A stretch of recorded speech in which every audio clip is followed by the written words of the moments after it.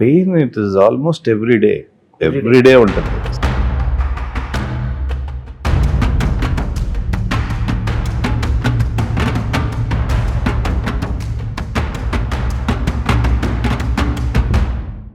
నమస్తే folks, welcome to my channel. Folks, జీవితంలో పడిపోవడం అనేది ముగింపు కాదు, మళ్ళీ లేచి నిలబడడానికి అదొక పాఠం. అసలు నేను ఈ మాట చెప్పడానికి గల కారణం నటుడు వడ్డే నవీన్ విషయమే.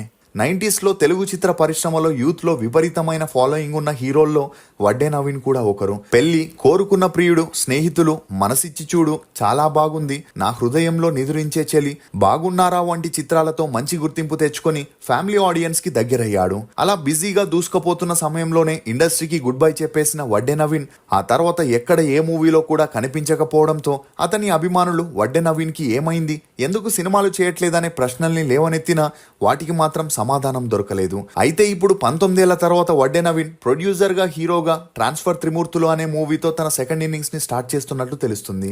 శ్రీ రాఘవేంద్ర జ్యోతిషాలయం, శ్రీ రాఘవేంద్ర స్వామి ఉపాసకులు, ప్రముఖ జ్యోతిష్యులు, ప్రధాన తాంత్రికులు శ్రీ ఎంకే శాస్త్రి గారు మీ జీవిత సంపూర్ణ భవిష్యత్తు తెలుపగలరు. స్త్రీ పురుష వశీకరణం 100% గ్యారంటీ. భర్తను పరస్త్రీ వ్యామోహం నుండి విడిపించడానికి, భార్యను పరపురుష సహవాసం నుండి విడిపించడానికి, మీరు ఇష్టపడిన వారు మీ నుండి దూరమై ఉంటే స్త్రీ వశీకరణ, పురుష వశీకరణం, ప్రేమ సమస్య, అత్తాకోడళ్ల సమస్యలు, భార్యాభర్తల కలహాలు, లైంగిక సమస్య, సంతాన సమస్య, ఇంకా మీకు ఎటువంటి సమస్యలు ఉన్నా దైవశక్తి పూజలు చేసి పరిహారం చేయగలరు. అందుకు తగ్గట్టే ఆ మూవీ టీం ట్రాన్స్ఫర్ త్రిమూర్తులు మూవీ టీజర్ ని రిలీజ్ చేయగా అది చూసి వడ్డే నవీన్ అభిమానుల ఆనందానికి అవధులు లేకుండా పోయాయి. ఇక అలా తన సెకండ్ ఇన్నింగ్స్ లో వడ్డే నవీన్ కామెడీ యాంగిల్ తో రచ్చ చేయబోతున్నాడని, ఖచ్చితంగా ఆ మూవీ హిట్ అవుతుందని కమెంట్స్ చేయడంతో, ఖచ్చితంగా ఆ మూవీ హిట్ అవుతుందనే వార్తలు బయటికి రావడంతో ఈ న్యూస్ అన్ని చోట్ల వైరల్ అవుతుంది. అసలు వడ్డే నవీన్ 19 ఏళ్లు ఇండస్ట్రీకి ఎందుకు దూరం అయ్యాడు? ఎన్టీఆర్ వల్లే నవీన్ సినిమా కెరియర్ నాశనమైందా? వడ్డే నవీన్ తన మొదటి భార్యకి విడాకులు ఇవ్వడానికి గల కారణాలేంటి? రాశికి వడ్డే నవీన్ కి మధ్య అసలు ఏం జరిగింది అని నమ్మలేని నిజాల్ని ఈ వీడియోలో చెప్పడానికి నేను ప్రయత్నిస్తాను. మీరు మాత్రం ఈ వీడియోని పూర్తిగా చూడండి. వడ్డే నవీన్ ఇతను 1976 ఆగస్టు 28న ఆంధ్రప్రదేశ్ లోని విజయవాడలో ఒక జమీందార్ ఫ్యామిలీలో జన్మించాడు. తండ్రి వడ్డే రమేష్, తల్లి నళిని. ఇతనికి బిందు అనే అక్క కూడా ఉంది. ఇక వడ్డే నవీన్ తండ్రి రమేష్ గారికి చిన్నప్పటి నుండి సినిమాల మీద ఉన్న మక్కువతో సినిమాల్ని ప్రొడ్యూస్ చేయాలని డిసైడ్ అయి అప్పటికే పెళ్ళ 2 పిల్లలున్న వారిని ఊర్లోనే వదిలేసి మద్రాసుకెళ్లి విజయమాధవి అనే బ్యానర్ ని స్టార్ట్ చేసి సినిమాల్ని చేయడం ప్రారంభించారు. అలా మొదటిగా తెలుగులో కృష్ణంరాజు గారిని హీరోగా పెట్టుకుని దాసరి నారాయణరావు గారి డైరెక్షన్ లో కటకటాల రుద్రయ్య అనే మూవీని చేయగా ఆ మూవీ 1978లో రిలీజ్ అయి సూపర్ డూపర్ హిట్ అవడంతో మళ్ళీ కృష్ణంరాజు గారితోనే రంగూన్ రౌడీ అనే మూవీని చేయడం జరిగింది. అలా మోస్ట్ ఆఫ్ ద మూవీస్ ని వడ్డే రమేష్ గారు దాసరి నారాయణరావు గారి డైరెక్షన్ లో చేయడం విశేషం. ఇక దాసరి గారి కాంటాక్ట్స్ ద్వారానే రమేష్ గారు ఎన్టీఆర్ గారిని కలవడం, అలా ఎన్టీఆర్ గారితో బొబ్బిలి పులి అనే మూవీని చేయగా ఆ మూవీ 1982లో రిలీజ్ అయి సూపర్ డూపర్ హిట్ అవ్వడంతో రమేష్ గారి డెడికేషన్ మరియు అతనికి మూవీస్ పై ఉన్న ఫ్యాషన్ ని చూసి ఎన్టీఆర్ గారు రమేష్ గారిని తన ఫ్యామిలీ ఫ్రెండ్ గా భావించి తమ ఇంట్లో జరిగే ఫంక్షన్స్, పార్టీస్ కి కూడా పిలుస్తూ ఉండేవారు. ఇక అప్పట్లో భారీ బడ్జెట్ సినిమాలు చేసే ప్రొడ్యూసర్స్ లో వడ్డే రమేష్ గారి పేరు ముందుండేది. అలా ఒకవైపు హిందీలో సూర్ సంగం అనే మూవీని ప్రొడ్యూస్ చేస్తూ తెలుగులో లంకేశ్వరుడు, విశ్వనాథ నాయకుడు, రావణ బ్రహ్మ, తిరుగుబాటు అనే మూవీస్ ని ప్రొడ్యూస్ చేస్తూ తనే డైరెక్టర్ గా రాజశేఖర్ ని పెట్టుకుని అమ్మ కొడుకు అనే మూవీని చేయడం విశేషం. ఇక రమేష్ గారు మద్రాస్ లో మూవీ పనుల్లో బిజీ అవ్వడంతో కొన్ని రోజులకి ఫ్యామిలీని కూడా మద్రాస్ కి షిఫ్ట్ చేయగా వడ్డే నవీన్ బాల్యమంతా మద్రాస్ లోనే గడిచింది. ఇక అలా నవీన్ తన స్కూలింగ్ ని చెన్నైలోని పద్మశేషాద్రి బాలభవన్ లో చదివాడు.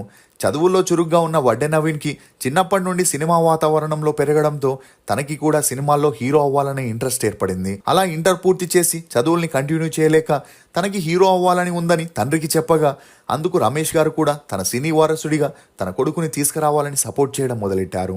ఇక తనని హీరోగా లాంచ్ చేసే ముందు అందుకు కావలసిన యాక్టింగ్ కోచింగ్ ఇప్పించాలని చెన్నైలోని యాక్టింగ్ క్లాస్లో చేర్పించగా తన యాక్టింగ్ స్కిల్స్ ఇంకా మెరుగుపడాలంటే థియేటర్స్ డ్రామాలో చేస్తేనే సాధ్యమని కొంతమంది చెప్పడంతో నవీన్ కొన్ని థియేటర్ ప్లేస్లో కూడా యాక్ట్ చేయడం జరిగింది. ఇక అలా మొదటిగా ఒక మూవీని స్టార్ట్ చేసి షూటింగ్ ని కంప్లీట్ చేసుకుని పోస్ట్ ప్రొడక్షన్ లో ఉన్నప్పుడు ఆ మూవీ రష్ ని చూసిన వడ్డే రమేష్ గారు టేకింగ్ స్టోరీ నచ్చక ఆ మూవీని అక్కడికే ఆపేశారు. అలా ఒకవేళ ఆ మూవీ రిలీజ్ అయితే తన కొడుకు కెరియర్ స్టార్ట్ అవ్వకుండానే ఆగిపోతుందని భయపడ్డారు. ఇక అప్పటికే తాజ్ మహల్ అనే మూవీని డైరెక్ట్ చేసి హిట్ కొట్టిన ముప్పలనేని శివ గారు వడ్డే రమేష్ గారికి కోరుకున్న ప్రియుడు అనే మూవీ స్టోరీని చెప్పడం, అది తనకి బాగా నచ్చడంతో వడ్డే నవీన్ ని హీరోగా, కన్నడ హీరోయిన్ ప్రేమని హీరోయిన్ గా తీసుకొని ఆ మూవీ షూటింగ్ ని స్టార్ట్ చేశారు. ఇక ఈ మూవీ 1996లో రిలీజ్ అయి హిట్ అవ్వడంతో వడ్డే నవీన్ ప్రామిసింగ్ హీరోగా గుర్తింపు తెచ్చుకున్నాడు. దీంతో నెక్స్ట్ మూవీయే కోడి రామకృష్ణ గారి డైరెక్షన్ లో పెళ్లి అని చేయగా ఆ మూవీలో హీరోయిన్ గా మహేశ్వరి చేయడం విశేషం. అలా ఆ మూవీ షూటింగ్ జరిగేటప్పుడు నవీన్ కి మహేశ్వరికి మంచి పరిచయం పెరిగి ఆ పరిచయం కాస్త నిదానంగా సన్నిహిత్యంగా మారి వీరిద్దరూ క్లోజ్ గా ఉండడంతో వారిద్దరూ ప్రేమలో ఉన్నారని అందరూ అనుకున్నారు. ఇక పెళ్లి మూవీ 1997లో రిలీజ్ అయి సూపర్ డూపర్ హిట్ అవ్వడంతో వడ్డే నవీన్ కి లవర్ బాయ్ గా ఇమేజ్ రావడమే కాకుండా అమ్మాయిల్లో కూడా ఫ్యాన్ ఫాలోయింగ్ మరింత పెరిగింది. ఆ తర్వాత వడ్డే నవీన్ మా బాలాజీ, ప్రియా ఓ ప్రియా, తాంబూలాలు, పెళ్లాడి చూపిస్తానే మూవీస్ ని చేయగా ఆ మూవీస్ రిలీజ్ అయి బాక్సాఫీస్ వద్ద బోల్తా కొట్టడంతో వడ్డే రమేష్ గారు తన కొడుకు సినిమా ఇండస్ట్రీలో ఎదగాలంటే డబ్బుతో పాటు బ్యాక్గ్రౌండ్ కూడా ఉండాలని, అప్పటికే ఎన్టీఆర్ గారి ఫ్యామిలీతో మంచి స్నేహం ఉండడంతో వారితో బంధుత్వాన్ని కూడా ఏర్పాటు చేసుకోవాలని దాసరి నారాయణరావు గారు మధ్యవర్తిగా ఎన్టీఆర్ గారి పెద్దమ్మాయి అయిన లోకేశ్వరి గారి కూతురు చాముండేశ్వరిని వడ్డే నవీన్ కి అడగగా డబ్బు, ఆస్తి, పలుకుబడిలో మంచి పేరున్న ఫ్యామిలీ అయి ఉండడంతో ఎన్టీఆర్ గారి ఫ్యామిలీ కూడా ఈ పెళ్లికి ఒప్పుకోవడం జరిగింది. అలా అప్పటికే మహేశ్వరితో ప్రేమలో ఉన్న నవీన్ తన తండ్రి కోసం, సినిమా కెరియర్ కోసం ఆమెతో బ్రేకప్ చేసుకున్నాడనే వార్తలు అప్పట్లో గట్టిగా హల్చలయ్యాయి. ఇక వడ్డే నవీన్ కి చాముండేశ్వరి గారికి 1998లో గ్రాండ్ గా పెద్దల సమక్షంలో పెళ్లి జరిపించగా పెళ్లైన తర్వాత వడ్డే నవీన్ సినిమా కెరియర్ మారిపోతుందని అందరూ అనుకున్నారు.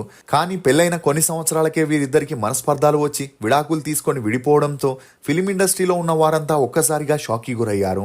అలా వీరి విడాకులకి కారణం ఏంటా అని అందరూ ఆలోచించగా వడ్డే నవీన్ స్నేహితుడా మూవీని రాశితో చేసేటప్పుడు వీరిద్దరికీ పెరిగిన మంచి పరిచయం కారణంగా మనసిచ్చి చూడు, మా ఆవిడ మీద ఒట్టు, మీ ఆవిడ చాలా మంచిది, చెప్పాలని ఉంది అనే మూవీస్ ని బ్యాక్ టు బ్యాక్ చేస్తూ క్లోజ్ గా ఉన్న విషయం చాముండేశ్వరి గారికి తెలిసి భార్యాభర్తలిద్దరికీ గొడవలు మొదలయ్యాయని, అవి నిదానంగా తారాస్థాయికి వెళ్లడంతో ఆ గొడవలతో విసుగు చెంది వారిద్దరూ విడాకులు తీసుకోవాలని డిసైడ్ అయి 2 ఏళ్లకే విడిపోయారనే వార్తలు కూడా గట్టిగా వినిపించాయి.